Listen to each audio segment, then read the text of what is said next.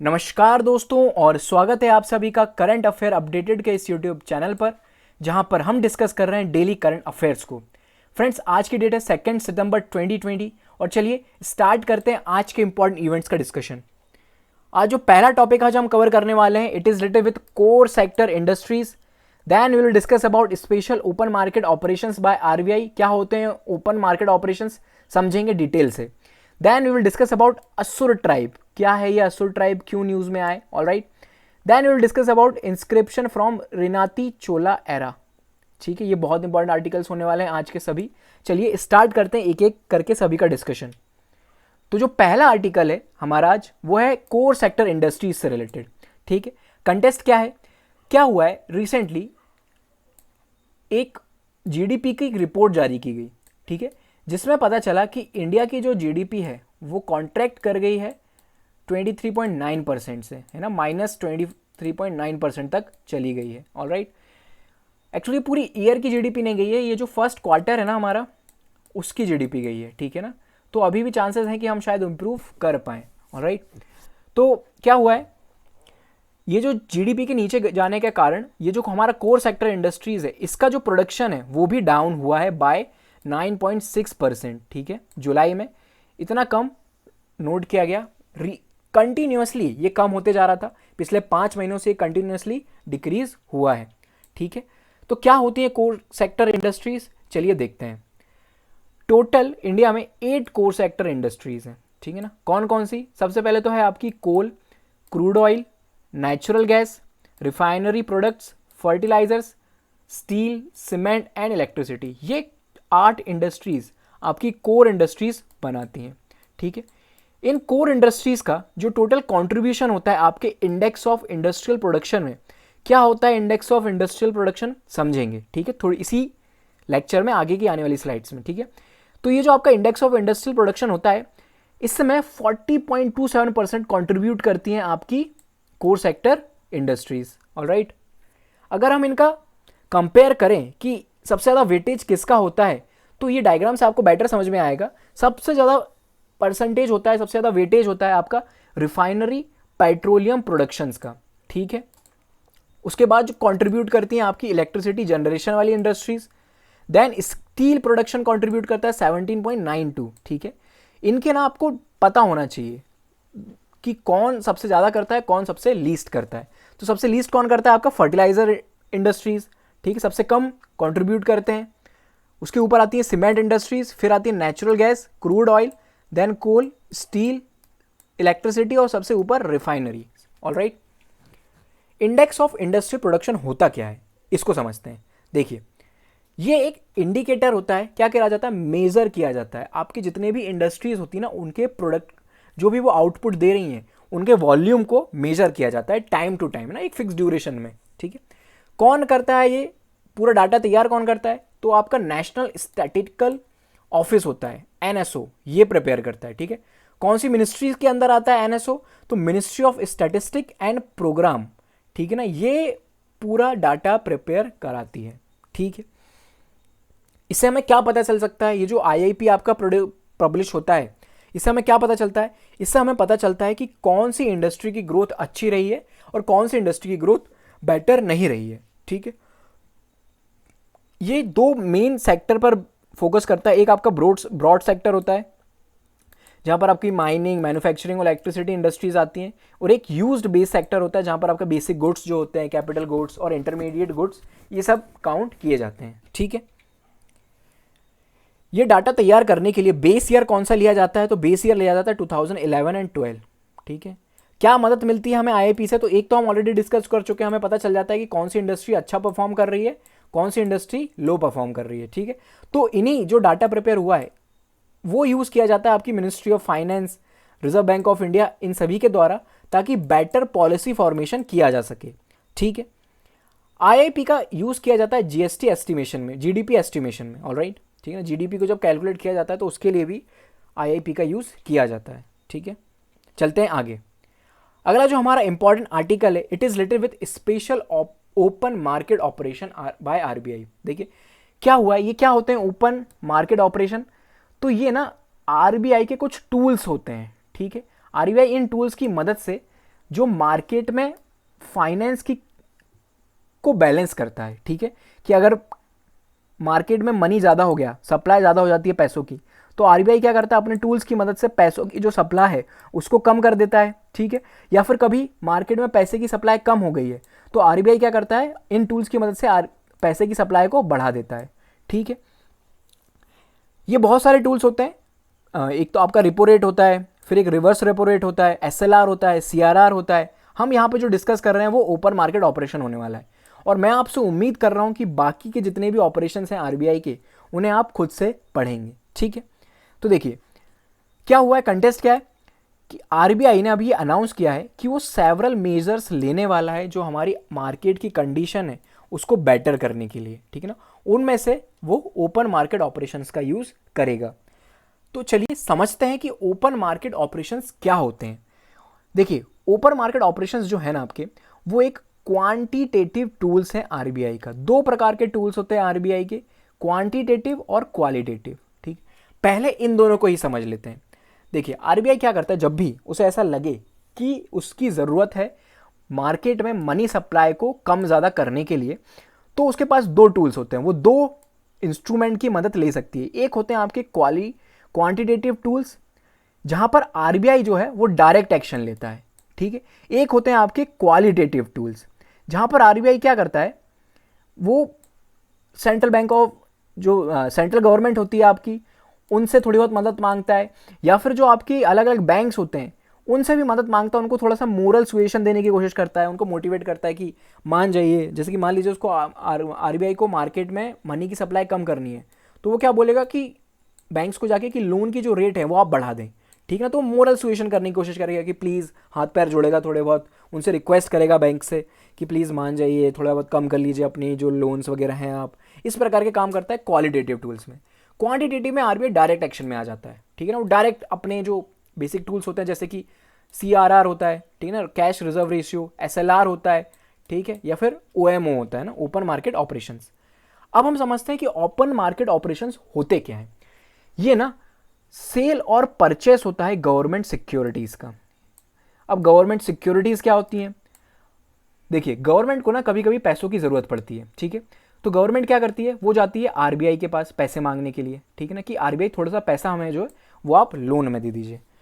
जब आरबीआई पैसा देती है सेंट्रल गवर्नमेंट को, तो जो सेंट्रल गवर्नमेंट क्या करती है ना, उसको इशू करती है गवर्नमेंट सिक्योरिटीज़, ठीक है ना। ये एक प्रकार का बॉन्ड होता है, एक पेपर होता है, कागज़ का टुकड़ा होता है।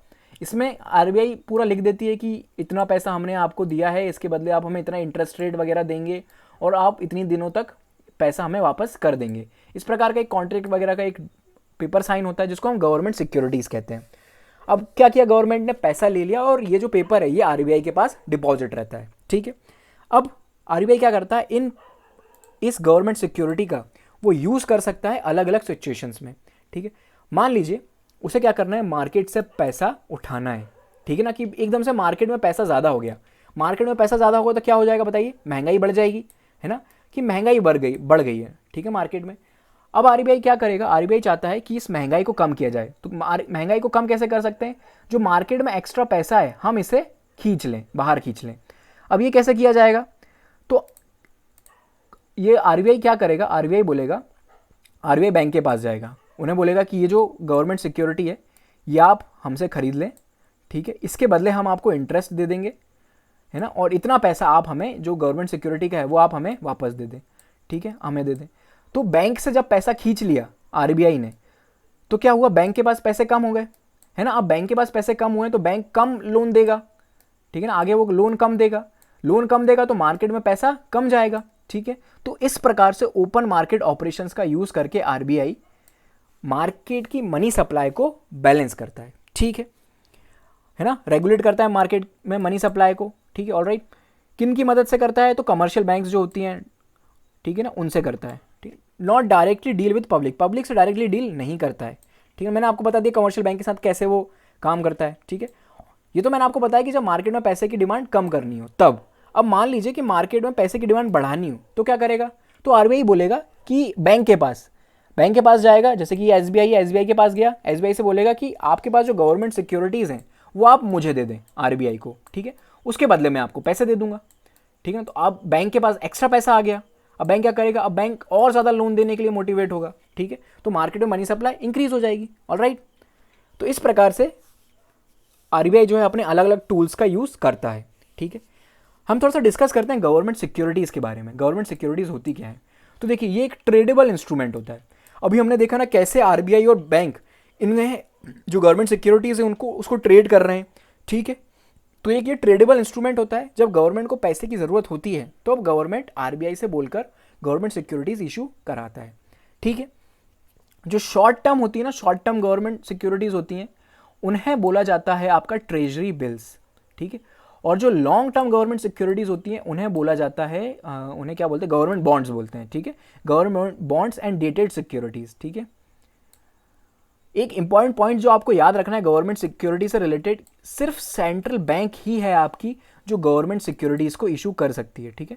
जो ट्रेजरी बिल्स होते हैं are not issued by state bank, while government bonds और dated security are issued both by central and state government. समझ में आया आपको? यानी कि जो शॉर्ट टर्म लोन होता है ना, उसके लिए जो बॉन्ड यानी कि ट्रेजरी बिल इशू होता है वो सिर्फ central bank of India, central government कर सकती है, ठीक है। और जो आपकी गवर्नमेंट बॉन्ड्स होती हैं वो सेंट्रल गवर्नमेंट्स और स्टेट गवर्नमेंट दोनों ही कर सकती हैं, ठीक है। ओके, चलते हैं आगे। और अगला जो हमारा एक छोटा सा आर्टिकल है, इट इज़ रिलेटेड विथ असुर ट्राइब, ठीक है। देखिए कंटेस्ट क्या है, रिसेंटली ओनम का फेस्टिवल सेलिब्रेट किया गया है ना, कहाँ पर, केरला में, ठीक है। तो वो सेलिब्रेट किया गया, उसके कारण असुर ट्राइब्स भी जो है वो न्यूज़ में आई हैं।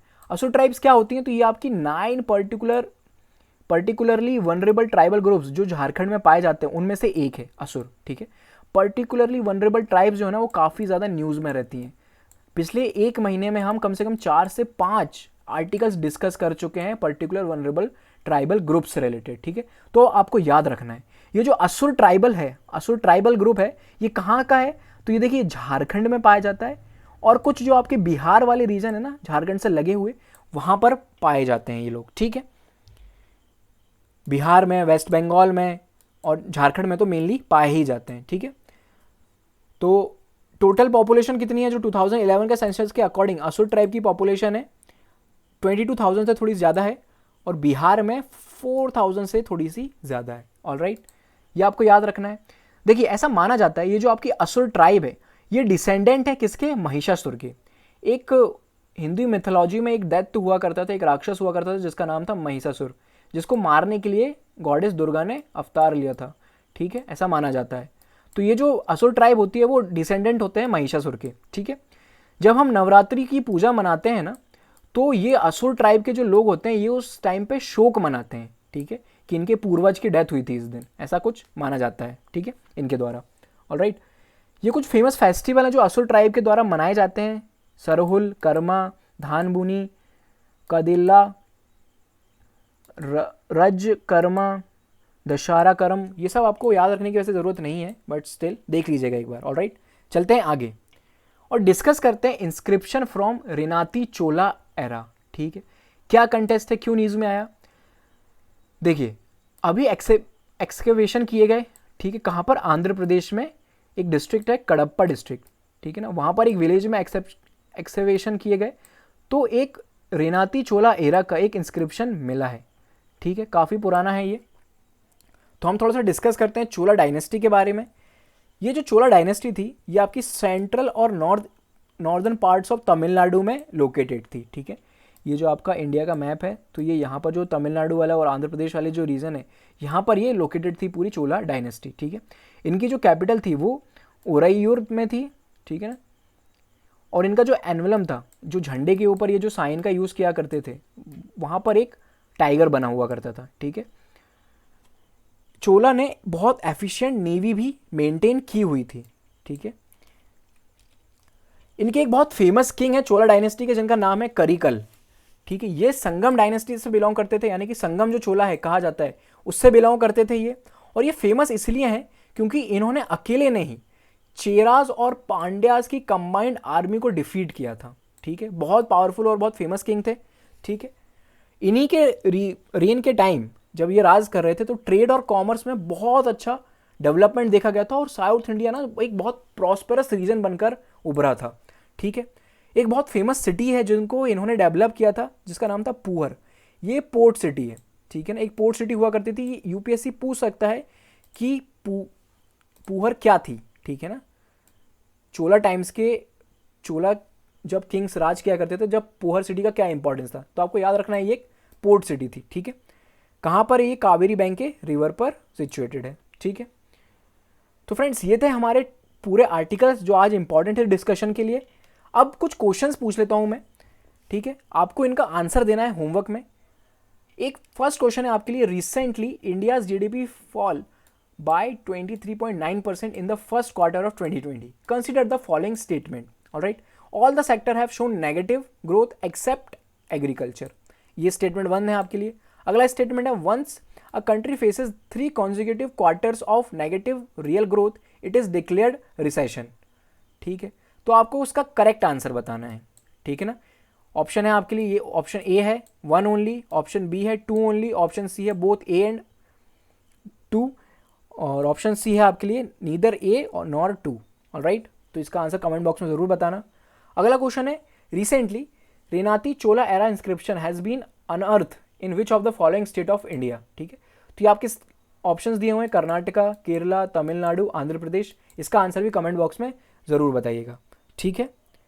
लास्ट क्वेश्चन है आपके लिए होमवर्क, जो कि है, India recently announced its withdrawal from multilateral military exercise Kavkaz 2020 in which of the following country is going to be held. ठीक है ना, जो रिसेंटली इंडिया ने एक मिलिट्री एक्सरसाइज है कावकाज, इसके बारे में हमने कल डिस्कस किया था अपना, ठीक है। कौन सी कंट्री में ये होने वाला है, ठीक है। ऑप्शन है आपके रशिया, फिर है जापान, चाइना और यूएसए। आपको इसका आंसर कमेंट बॉक्स में बताना है, ठीक है। तो फ्रेंड्स ये था हमारा आज का पूरा डिस्कशन। उम्मीद है आपको ये डिस्कशन पसंद आया होगा। If you like this video please hit the like button and subscribe our channel.